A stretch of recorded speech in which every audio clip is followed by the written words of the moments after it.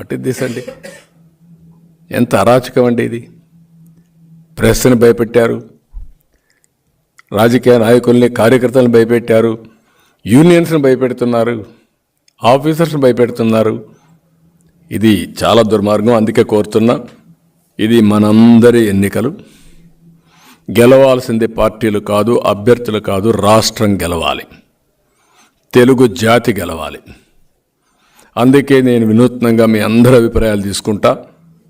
అందరి అభిప్రాయాలు తీసుకొని సరైన అభ్యర్థిని నేను ఎంపిక చేసే బాధ్యత తీసుకుంటా. టెక్నాలజీ కూడా వచ్చింది, వేరియస్ టెక్నాలజీస్ ఉన్నాయి, అవి కూడా ఉపయోగించి నేను తప్పు చేయను, నాకు సహకరించండి.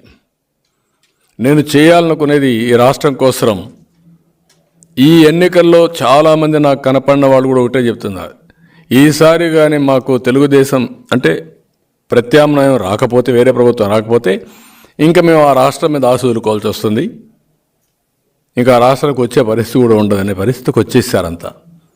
కాబట్టి ప్రజలందరూ ఆలోచించుకోవాల్సిన అవసరం, మీరు చర్చ చేయాల్సిన అవసరం ఉంది, మౌత్ టు మౌత్ డిస్కస్ చేయాల్సిన అవసరం ఉంది.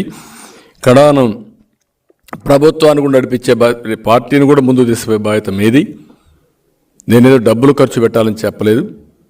ప్రజాబలాన్ని మీరందరూ కూడా సమకూర్చే బాధ్యత ప్రతి ఒక్క పౌరుడి పైన ఉంది.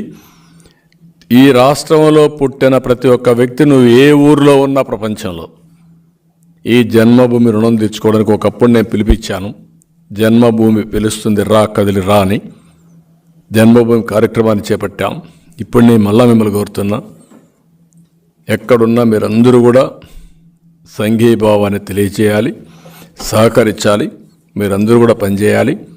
నేను కూడా పార్టీ 42 సంవత్సరాల పార్టీ, అభ్యర్థులందరూ ఉన్నారు, ఇంక్లూడింగ్ కుప్పంలో కూడా ప్రజాభిప్రాయ సేకరణ చేస్తా IVRS ద్వారా. అది చేస్తాను, వేరియస్ సోర్సెస్ చేస్తాను.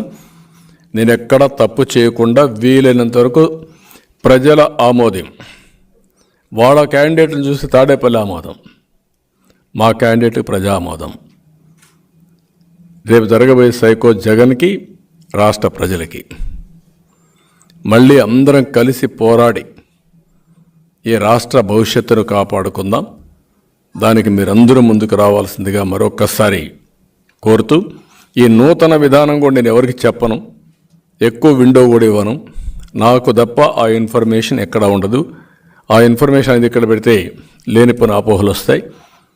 అవన్నీ పెట్టుకొని ఎవరెవరిని ఏ విధంగా రైట్ ప్లేస్లో పెట్టాలో పెడుతూనే అందరినీ కన్విన్స్ చేసి రాబోయే ఎన్నికల్లో ఒకటే మళ్ళీ కోరుతాను, మా పార్టీ వాళ్ళకి కానీ బయట వాళ్ళకి కానీ, ఈ ఎన్నికలు మాత్రం చాలా హిస్టారికల్ ఎన్నికలుగా మిగిలిపోతాయి.